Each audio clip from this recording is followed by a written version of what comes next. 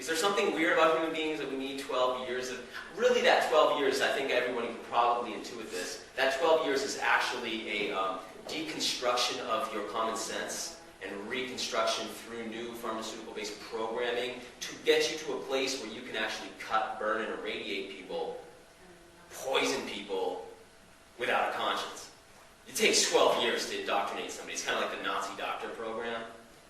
I'm sorry if anyone here is, in that field, but ultimately it appears to me that it's very difficult for you. It would be difficult for me to irradiate a human being.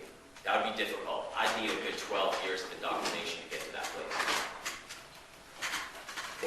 For you to treat yourself, do you need to go to school for 12 years? No. Do you need to see somebody who did? Not really. The plants in your backyard, it's designed this way by whoever built this matrix we live in. It's designed in such a way that the plants right there in your environment will take care of all these things. So it's not like another idea people have. Some people think they're real alternative and they have these fun ideas like, well, I believe there's a plant to cure everything. And that cure for cancer might be in the rainforest. But there is no cure. There's hundreds of things that will work. And they're no different in the rainforest than they are here. There's medicines all over the place, and they'll all work, and naturally we just eat them, and we don't have to think about, oh, I'm eating this to help cure cancer, or beat cancer, or get rid of the cancerous cells. They were just part of our food supply. The more we start to move back to a traditional diet, getting away from food in boxes, getting away from food that's been refined, getting away from food with preservatives added, and the more we start moving towards a traditional diet, a conscientious, intentionally chosen diet like the people were eating just 100 years ago, and we start bringing in those herbal medicines, the more we no longer have to worry about these imbalances. These simply will take care of themselves. And we simply follow our desire for good food, our taste buds, our cravings, and they will lead us to health. Does that seem sensible? That's so sensible, it's common sense, but it's not common anymore. It's so challenging for people to really accept, like, wow, I can just live in peace from all of this. I can walk away from the disease paradigm and from the demented priesthood of disease.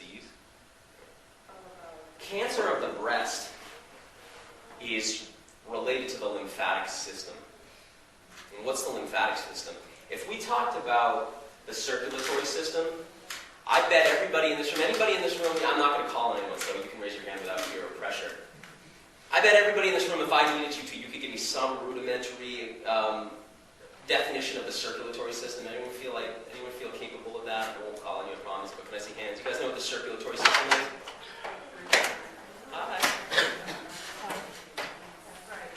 We understand, right? We get the basic idea of the circulatory system, right? There's a heart, and the arteries, and there's veins, right? So we understand what our circulatory system is. Everybody feel like they kind of get that they have a reproductive system and where those parts are. Everybody gets like that there's a urinary system, right? Then we come to the lymphatic system. Who feels in this room like they could give me a good definition of the lymphatic system? Show of hands. Right? Couple, right? It's like, wow, people are like, yeah, my lymphatic system. Right. Who knows that there's 4 times more lymph in the body than blood? Right? You have this fluid in your body, there's 4 times more of it than you have blood.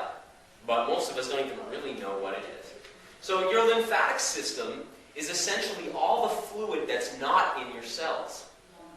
And that's not in your circulatory system. We call it the extracellular fluid. It's the fluid that seeps out of the cells or by pressure seeps out of the pipes. And it's all throughout your body.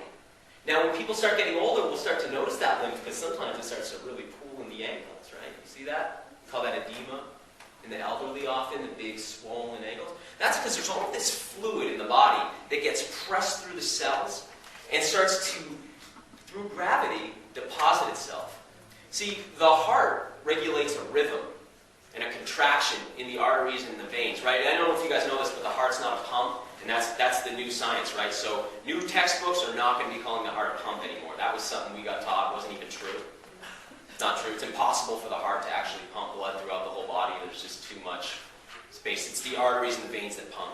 But regardless, the heart regulates the rhythm. There is no rhythm regulator for your lymph. So you've got all this fluid, and what's the only thing that gets that fluid moving? Somebody shout it out. Exercise, movement. Here's how that works. I've got all this fluid around, and I got to get that fluid from down here all the way up to right here. And what makes that happen is movement. There's all these vessels through the body. It looks like a circulatory system, but it's the lymphatic system. And it works like this. It's like if we had a straw full of water, and I had to get that water from the bottom of the straw out the top, I'd kind of have to pinch it like this. And I could work that fluid up to the top. When you move, lymph gets pumped through the body, and little valves shut off behind it and get it to get up to where it needs to be dumped back into the bloodstream. Along all of those vessels are lymph nodes. You guys have definitely heard of lymph nodes, right? Lymph nodes are like little processing centers for lymph. Now, what your lymph essentially is it's like toxic waste material it's sort of like the sewage system for your cells. It's sewage, and it needs to go through sewage treatment plants that we call lymph nodes. Anyone ever felt swollen lymph nodes? Okay, so that's where the lymphatic system, which is related to the immune system, is working on and treating the waste before it dumps it back into the blood. Our science doesn't really seem to want to appreciate or understand the lymphatic system. I'm going to shoot out to you a few of the organs of the lymphatic system, and then you tell me what these have in common. Adenoids, lymphatic organ. Tonsils, lymphatic organ. Spleen, lymphatic organ. Appendix, lymphatic organ. Lymph nodes. What's common about these in medicine? How does medicine like to treat those? Right, so we have this system, treats all the sewage in our body, 4 times more fluid than blood, and we just cut the organs out. When they get what? Congested. Right, they start to swell up, right? They start to get swollen when they're swollen. Why would the sewage treatment facilities in the body be swollen? It takes 12 years to get somebody to the level of genius where they go like, well, shucks, let's just cut it out. That's 12 years of education at work. That's a lot of pink ribbons at work. So, we just cut them out, right? The appendix gets swollen. Why? Because it's treating things, and it's so swollen, it's so congested, and because we don't have a common sense doctor who can go, well, maybe we should flush this person's body out. Instead, they're like, let's just cut it out of there. So how many people got their tonsils taken out? Adenoids? Anybody missing a spleen? Ooh, we had a room full of spleens. That's cool. We cut them out, right? And very common, right? Women are getting the lymphatic organs that are in the axillary region cut right out, right? Important to understand that your body absorbs through the skin. The skin is an organ of digestion. It absorbs things.